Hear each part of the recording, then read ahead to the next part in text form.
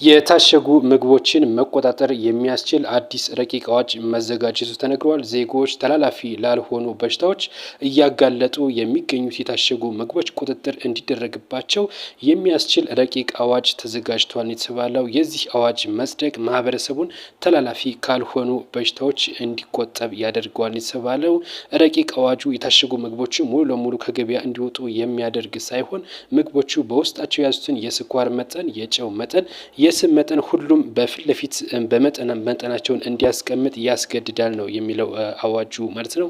አሁን ላይ ከዘመናዊነት ጋር በተገናኘ ሰዎች የታሸገ ምግብ አዘወትረው ይመገባሉ የተባለው ከዚህ ጋር ተያይዞ ረቂቅ አዋጁ አስፈላጊ እንደሆነ የተነገረው።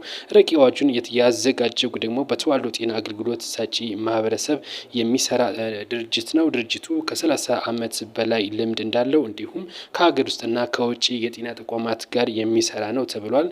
የጤና ሚኒስቴርም ከዚህ ጋር ተያይዞ አዲስ ረቂቅ አዋጅ እያዘጋጀ እንደሆነ ይፋ አድርጓል። ከመንግስትና ከግል ተቋማት ጋርም እንደሚሰራ ይፋ አድርጓል። ከዚህ ጋር ተያይዘ እንግዲህ ሰዎች የታሸገ ምግብ ሲመገቡ ጥንቃቄ እንዲያደርጉም እንግዲህ